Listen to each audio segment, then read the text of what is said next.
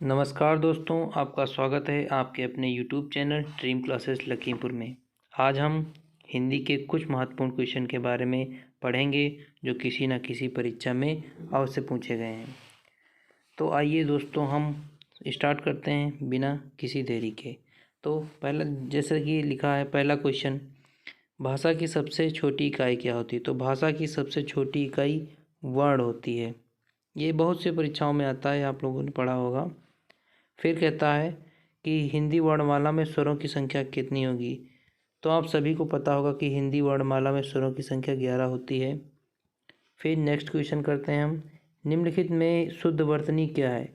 ये क्वेश्चन अधिकतर पेपर में पूछा जाता है। तो यहाँ हम करते हैं, निम्नलिखित में अशुद्ध वर्तनी में शुद्ध वर्तनी क्या है?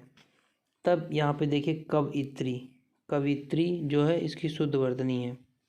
फिर देखते हैं चौथा क्वेश्चन, वर्तनी की दृष्टि से कौन सा शब्द सही है? तो वर्तनी की दृष्टि से यहाँ सन्यासी शब्द सही है।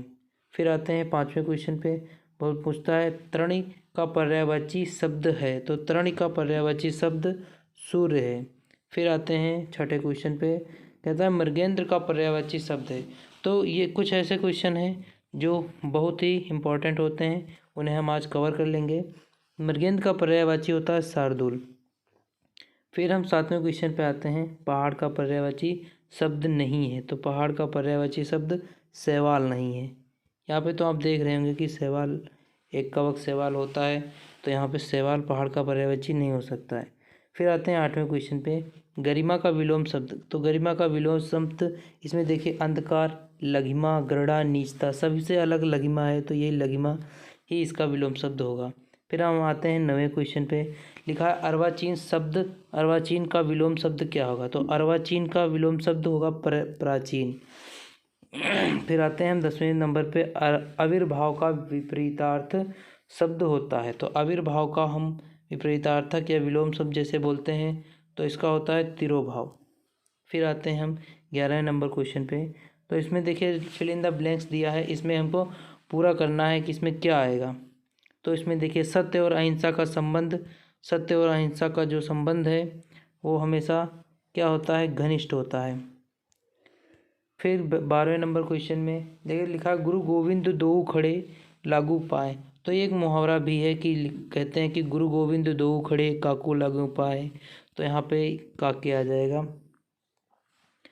फिर नेक्स्ट क्वेश्चन 13 नंबर क्वेश्चन में लिखा है चमड़ी जाए पर ना जाए। एक कहावत होती है चमड़ी जाए पर दमड़ी ना जाए, तो यहाँ पे दमड़ी होगा। फिर नेक्स्ट क्वेश्चन आता है 14 नंबर, संविधान में हिंदी भाषा को कहा गया है। संविधान में हिंदी भाषा को क्या कहा गया है?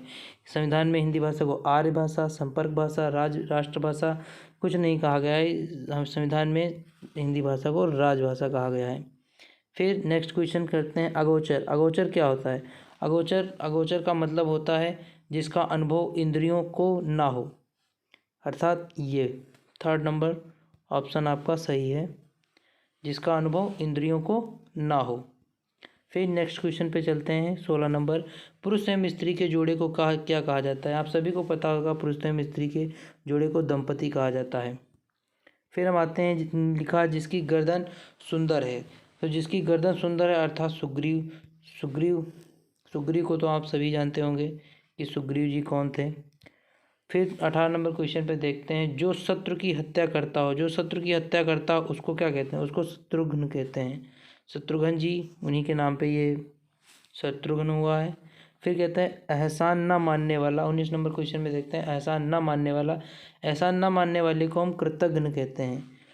ये किसी न किसी परीक्षा में अवश्य पूछे गए हैं, आप लोग कायदे में पढ़िएगा और इसका रिवीजन भी करिए। फिर 20 नंबर क्वेश्चन में कहता है पानी पीकर घर पहुंचना का अर्थ कहता है, जैसे कि कोई आया आपके घर तो पहले उसने पानी पी लिया, फिर पूछ रहा है कि उनका घर कहाँ है, तो इसका मतलब है तो वो पहले अपना काम निकाल लिया है, उसके बाद आपसे पूछ रहा है, तो इसका काम निकालने के बाद सोचना। तो दोस्तों, कैसी लगी हमारी वीडियो? अगर वीडियो अच्छी लगी हो तो लाइक करिए, कमेंट करिए और शेयर कीजिए और सब्सक्राइब करके ही जाइए।